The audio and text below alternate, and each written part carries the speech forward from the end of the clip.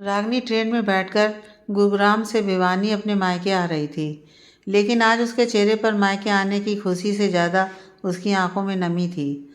उसके चेहरे पर बना निशान इस बात का गवाह था कि उसके साथ कुछ तो गलत हुआ है। वो ट्रेन के उस डिब्बे में सबके साथ बैठी तो ज़रूर थी, लेकिन वो अपनी ही सोच में गुम थी। क्या आज जो फैसला मैंने लिया है सही है? अगर गलत हुआ तो क्या होगा? क्या पापा इसमें मेरा साथ देंगे? शायद नहीं, क्योंकि जो गलती इंसान स्वयं पूरी जिंदगी करता आया हो, उसी गलती के लिए वो किसी और को दोषी कैसे बता सकते हैं? वो यूं ही अपने ख्यालों में खोई रहती अगर टिकट चेकर ना आया होता। उसने उसे जब पुकारा तो उसकी तंद्रा भंग हुई। मैडम, टिकट दिखाइए अपना। टिकट चेकर ने कहा तो उसने अपना पर्स खोलकर उसमें से अपना टिकट निकालकर उसे दिखाया।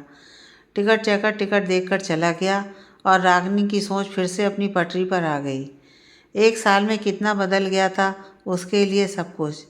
क्या यही रागिनी थी जो कभी अपने माता पिता के ये कहने पर कि कम बोला करो, झट से जवाब दे देती, अपने मुंह से बोलते हैं, इसमें किसी को क्या दिक्कत है, और हंसने लगती।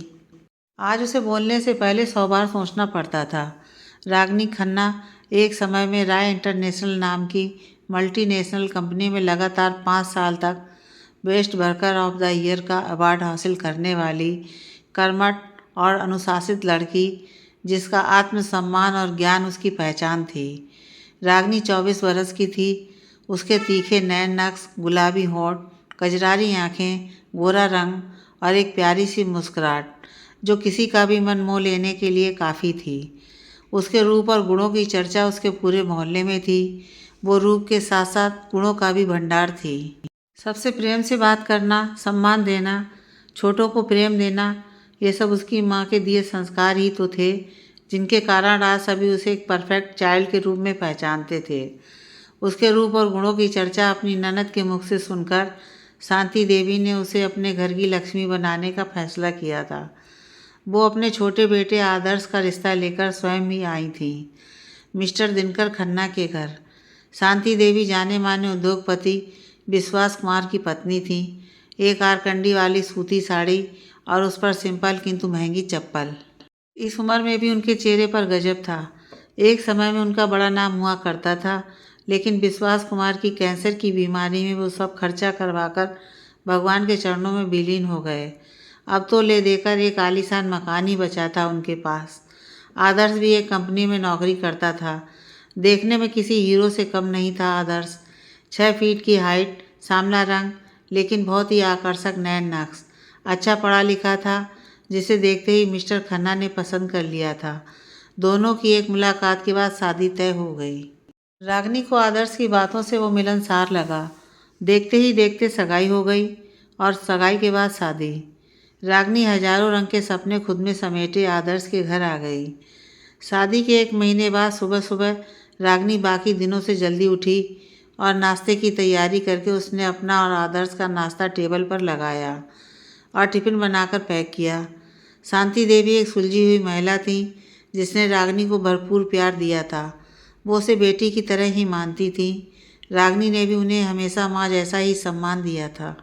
अपना काम खत्म कर रागिनी ने शांति देवी को चाय देते हुए पूछा, माँ, आज से मैं ऑफिस फिर से ज्वाइन कर रही हूँ। 1 महीने की छुट्टी ली थी, वो तो पूरी हो गई। आप नहा धोकर तैयार हो जाइए, मैं आपका नाश्ता बना देती हूँ। शांति देवी ने मुस्कुराते हुए कहा, ठीक है बेटा, तुम चली जाना। मेरे नाश्ते की चिंता मत करो, मैं बना लूँगी। तुम बेफिक्र होकर तैयार होकर ऑफिस चली जाओ। रागिनी मुस्कुराते हुए वहाँ से अपने कमरे में चली गई। नाश्ते की मेज़ पर आदर्श को जब नाश्ते के लिए 2 प्लेट्स लगी देखी तो बोल पड़ा, अरे भाई, आज 2 प्लेट्स इतनी सुबह सुबह कहाँ जाने की तैयारी हो रही है आज? कहीं आपका प्रोग्राम मम्मी पापा से मिलने जाने का तो नहीं है? नहीं आदर्श, आज मेरी छुट्टी पूरी हो गई है, तो आज फिर से ऑफिस जाने का प्रोग्राम है, रागिनी ने बताया। ये सुनते ही आदर्श के हाथ नाश्ता करते करते रुक गए। जॉब? लेकिन तुम्हें जॉब क्यों करनी है? मैं कर तो रहा हूँ काम, आदर्श ने कहा। शादी से पहले ही मैंने आपको बता दिया था कि मुझे नौकरी करनी है आगे भी। तुमने हाँ कहा था, तुम भूल गए क्या आदर्श? रागिनी ने चहकते हुए कहा। इस बात से आदर्श एकदम जल भुन गया, लेकिन उसने प्रत्यक्ष में कुछ कहा नहीं। बस बिना कुछ बोले ही नाश्ता करके निकल गया। रागनी पीछे से आवाज़ देती रह गई कि वो भी साथ चलेगी, क्योंकि उसका ऑफिस आदर्श के ऑफिस के रास्ते में ही पड़ता था। लगता है आज कोई मीटिंग है, जो बिना ढंग से नाश्ता किए ही चले गए। आदर्श वीना, पहले बता देते तो मैं थोड़ा सा जल्दी कर लेती मेरा काम। रागनी बड़बड़ा रही थी और प्लेट समेटकर रसोई में रखने ही जा रही थी कि शांति देवी ने प्लेट उसके हाथ से लेते हुए कहा, तुम जाओ, ये सब बाई आकर कर लेगी। मैंने बात कर ली है। शादी के बाद का पहला दिन है, देर हो जाएगी तो मेरी बेटी को डांट पड़ जाएगी। रागनी ने प्लेट रखते हुए अपना पर्स उठाया और बाहर चली गई। शाम को आदर्श रागनी से पहले ही आ गया था, जबकि रोज़ वो 8 बजे के बाद आता था। आज 5 बजे ही घर आ गया था। रागनी आते ही रसोई की ओर बढ़ी तो देखा सामने से शांति देवी चाय और नाश्ता लेकर आ रही हैं। अरे रसोई में कहाँ चली? जाओ, मुँह हाथ धोकर कपड़े बदल लो और आ जाओ चाय पीने, शांति देवी ने कहा। रागनी कपड़े बदल कर आ गई। इतने घंटे काम करने के बाद यदि चाय नाश्ता मिल जाए तो एनर्जी मिल जाती है, कहते हुए रागनी हंसने लगी। रात को वो अपने ऑफिस की बातें आदर्श से शेयर करने लगी तो आदर्श ने सर दर्द हो रहा है कहकर उसे चुप करवा दिया। अगले दिन सुबह नाश्ता करते हुए आदर्श ने नाश्ता चखते ही गुस्से से रागनी से कहा, यह नाश्ता है या जहर? इसमें नमक तो है ही नहीं और मिर्च भर के डाल दी है। जल गया हूँ अंदर तक, कहते हुए आदर्श ने चाय का कप जानबूझकर रागनी के हाथ पर डाल दिया। रागनी एकदम से चीख पड़ी। उसका हाथ जल गया था, जिसे लेकर वो सीधे बास बेसिन के पास चली गई और ठंडा पानी उस पर डालने लगी। रागनी की चीख सुनकर शांति देवी बाहर आईं तो उसे ऐसे देख आगे बढ़ी, लेकिन उससे पहले ही आदर्श रागनी के पास पहुंच गया और उसे गले लगाते हुए बोला, सॉरी जान, वो गलती से हाथ से छूटकर तुम्हारे हाथ पर गिर गया। रागनी को लगा शायद उसे ही गलतफहमी हुई है। उसने इट्स ओके कहकर आदर्श को खुद से अलग किया। बर्नआउट लगाकर रागनी ऑफिस के लिए निकलने ही वाली थी कि शांति देवी ने कहा, आदर्श, रागनी को भी छोड़ते हुए चले जाना। ठीक है माँ, कहकर आदर्श रागनी को अपने साथ लेकर चला गया। शाम को आते हुए आदर्श रागनी के लिए एक नीले रंग की साड़ी लेकर आया, वो भी प्राइस टैग के साथ। उसने रागनी को देते हुए कहा, तुम पर यह नीला रंग बहुत फबेगा। रागनी ने मुस्कुराकर वो साड़ी ले ली। उसके बाद आदर्श उसके करीब आया और रागनी के लाख इनकार के बाद भी वो अपनी भावनाओं को शांत करके ही हटा। रागनी के हाथ का दर्द छाले की चमड़ी निकल जाने के कारण बढ़ गया था। अगली सुबह रागनी के पापा उससे मिलने आए तो रागनी को नीली साड़ी में देखकर आश्चर्यचकित रह गए। अरे बेटा, तुम्हें तो ये रंग बिल्कुल पसंद नहीं है।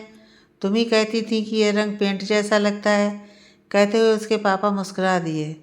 ये मेरी पसंद की हुई है पापा, कहते हुए आदर्श ने उनके पैर छुए। ठीक है बेटा, अब तुम दोनों का जो मन हो वही ठीक है, कहते हुए उसके पापा रागनी को उसकी पसंद के रंग की कमीज सलवार हाथ में थमाते हुए बोले, यह वो ड्रेस है जो तुम्हें चाहिए थी बेटा, तुम्हारी माँ ने भिजवाई है। थैंक यू पापा, कहते हुए रागनी उनके गले लग गई। उनसे मिलकर उसके पापा तो चले गए, लेकिन आदर्श ने उस बैग में रखी गुलाबी रंग में आसमानी रंग की कड़ी उस ड्रेस को देखते हुए कहा, यह रंग मुझे पसंद नहीं है, ये मत पहनना, तुम पर तो नीला रंग ही अच्छा लगता है। खुशी से दमकता रागनी का चेहरा एकदम मुरझा गया था। रागनी बोलने को हुई थी कि उसे माँ की बात याद आई। बेटा, शुरुआत में सामंजस्य बिठाना थोड़ा मुश्किल होता है, इसलिए थोड़ा एडजस्ट कर लेना, धीरे धीरे सब ठीक हो जाएगा। इस ख्याल के साथ ही वो चुप हो गई। उस रात खाने में नमक को लेकर आदर्श ने हंगामा खड़ा कर दिया। ध्यान कहाँ रहता है तुम्हारा? नौकरी नहीं होती तो छोड़ दो, लेकिन ये लापरवाही नहीं झेली जाएगी मुझसे, कहते हुए आदर्श ने खाना वहीं छोड़ दिया।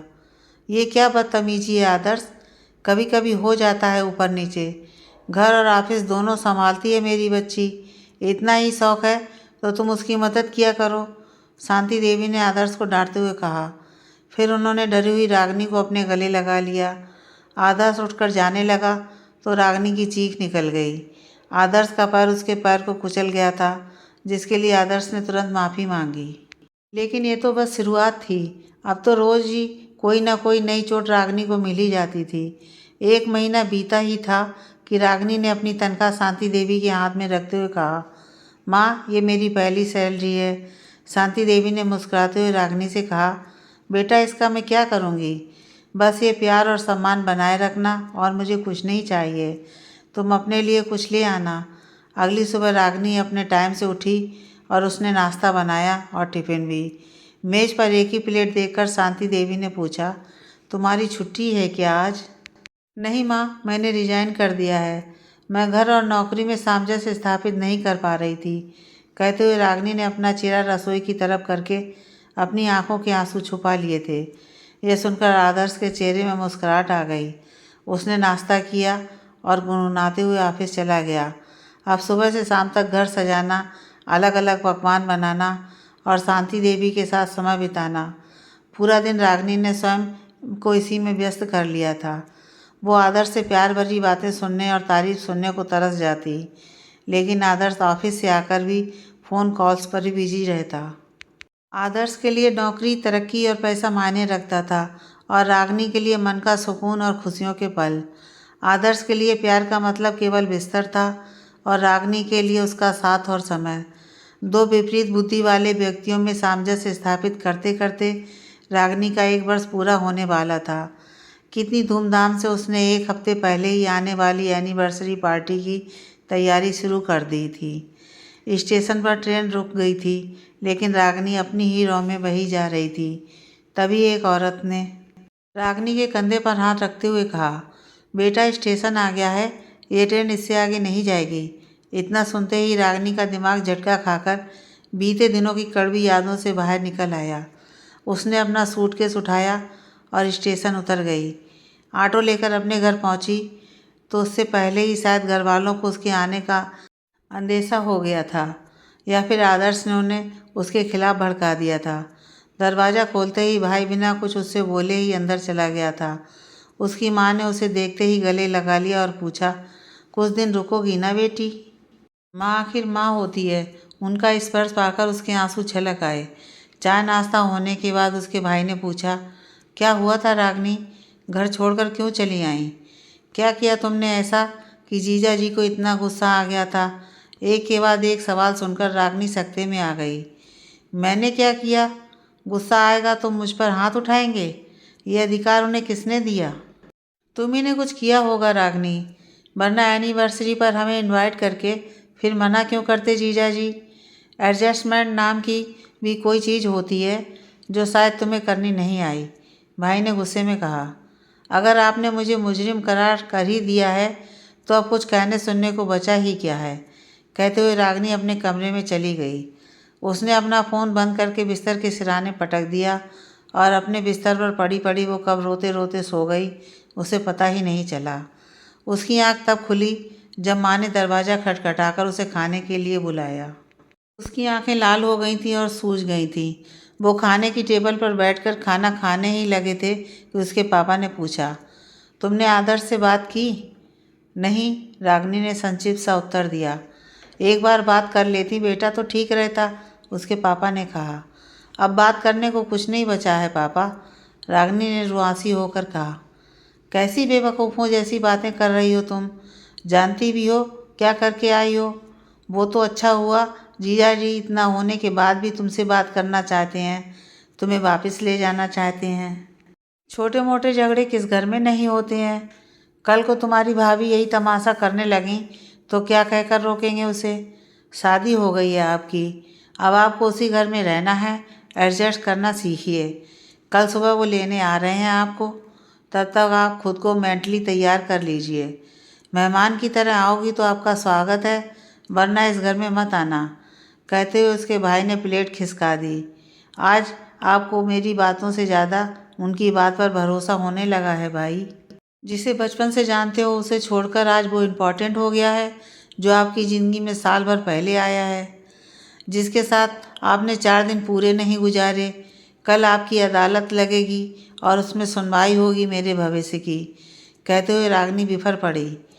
ऐसी औरत जो अपने पति का घर छोड़ देती है उसे इस समाज में सम्मान नहीं मिलता। क्या कहेंगे लोग तुम्हारे और हमारे बारे में, सोचा है कभी? रागिनी के पिता ने अपनी चुप्पी तोड़ी। कौन सा समाज पापा? वही समाज जिसने हमेशा दायरे औरतों के लिए बनाए हैं। कल को आपकी बेटी मर जाएगी तो ये समाज रोएगा उसके लिए। कल को अगर आपको कुछ हो गया तो ये समाज आएगा आगे मदद के लिए। पुरुष प्रधान समाज है, यह डरता है स्त्रियों के पंख फैलाने से, क्योंकि यह समाज जानता है कि जिस दिन स्त्री बंधन मुक्त हुई ये सारा आसमान उसका होगा। आप जो भी फैसला ले पापा, लेकिन मैं अब उस घर में नहीं जाऊंगी, रागिनी ने दृढ़ स्वर में कहा। समझाओ अपनी बेटी को कि औरतों को एडजस्ट करना ही पड़ता है। पति परमेश्वर होता है। क्या हुआ अगर उसने कुछ कह दिया या गुस्से में हाथ उठा दिया, तो इसमें इतना बवाल करने की क्या ज़रूरत है? औरतों को तो पता नहीं क्या क्या सहन करना पड़ता है। एक बात इसके दिमाग में डाल दो कि ये इस घर में नहीं रह सकती। दामाद जी से लड़कर रागिनी के पापा गुस्से में तमतमाते हुए रागिनी की माँ से बोले, और तुम कान खोल कर सुन लो, सुबह दामाद जी आ रहे हैं तुम्हें लेने, तो तुम्हें जाना ही होगा। अब जैसा भी है वही तुम्हारा भाग्य है। रागिनी की ओर देखते हुए उसके पिता ने कहा, पापा मैं आज के ज़माने की पढ़ी लिखी लड़की हूँ। मैं माँ नहीं हूँ जो मार खाकर भी चुप रह जाऊँगी। सुबह का फैसला सुबह पर छोड़िए, कहते हुए रागिनी बिना खाना खाए ही सो गई। रागिनी अपने कमरे में चली गई। उस रात किसी ने भी खाना नहीं खाया था। रागिनी ने एक निर्णय लिया और अपनी कंपनी के हेड को फ़ोन लगा दिया। कुछ देर बात करने के बाद रागिनी ने फ़ोन काट दिया। सुबह जल्दी उठकर रागिनी नहा धोकर तैयार हो गई। उसने गुलाबी रंग की वही ड्रेस पहनी थी जो उसे बहुत पसंद थी। रागिनी को नहा धोकर तैयार हुआ देखकर उसके भाई और पिता के चेहरे पर विजयी मुस्कान आ गई। वो जैसे ही नाश्ता करने बैठे तभी दरवाजे की घंटी बजी और उसके भाई ने दरवाज़ा खोला। सामने खड़ा आदर्श एक पैकेट में कुछ तोहफे लिए खड़ा था। चाय नाश्ता करने के बाद कचहरी लगाई गई, जिसमें आज रागिनी के जीवन का फैसला होना था। बताओ आदर्श बेटा, क्या हुआ था? उसके पिता ने तिरछी नज़रों से रागिनी की ओर देखते हुए पूछा। कुछ नहीं पापा, बस थोड़ा स्ट्रेस में था और अपनी एक दोस्त से बातें कर रहा था ताकि रिलैक्स हो जाऊं, लेकिन बीच में ये आ गई और गुस्से में मेरा हाथ इसके ऊपर उठ गया। मैंने मारा नहीं पापा, बस एक थप्पड़ लग गया था। उस दिन माँ की तबीयत बिगड़ गई और उन्हें हॉस्पिटलाइज्ड करना था। ये 2 दिन वहाँ माँ के साथ रही। उस दौरान मैंने माफ़ी भी मांगनी चाहिए, लेकिन रागिनी ने एक भी नहीं सुनी। माँ के घर आते ही मैं समझाना चाहता था, लेकिन ये यहाँ चली आई। मैंने उस खास दिन के लिए तोहफे भी खरीदे थे, लेकिन एक प्रोजेक्ट की वजह से परेशानी में मैं इसे दे नहीं पाया। कहते हुए आदर्श ने वो पैकेट रागिनी की ओर बढ़ा दिया। जैसे ही उसने रागिनी को गुलाबी रंग की ड्रेस में देखा, उसने कहा, यह रंग तुम्हें सूट नहीं करता। कितनी बार समझाऊँ तुम्हें? रागिनी बेटा जाओ, अब ये तोहफे रखो और अपने घर जाने की तैयारी करो, पापा ने फरमान सुनाया, जिसे सुनकर आदर्श के होठों पर मुस्कान आ गई। वाह पापा, क्या फैसला किया है आपने। समाज में उच्च आदर्श स्थापित करने वाले पहले पिता आप होंगे, जिन्होंने अपनी बेटी की एक भी नहीं सुनी और एक तरफा फैसला सुना दिया, रागिनी ने कहा। आप बताइए दीदी, क्या हुआ था वहाँ आपके साथ? दरवाजे के अंदर आती हुई रागिनी की भाभी ने पूछा। उसने रागिनी को ननद कम सखी ज़्यादा समझा था, इसीलिए रात को रागिनी की माँ के फ़ोन करने के बाद वह सुबह जल्दी ही निकल आई थी। उसने आगे बढ़कर उसे गले लगा लिया। भाभी, वो भाभी, कहते हुए रागिनी का गला रुंध गया। भाभी ने उसे पानी पिलाया और फिर बोली, बहुत समझदार है हमारी रागिनी। अगर वो यहाँ आई है इसका मतलब ये है कि इसके सब्र की सीमा टूट चुकी है। कोई भी स्त्री घर में जान फूंकती है अपनी श्वास द्वारा, मकान को घर बनाती है, तिनका तिनका जोड़ती है।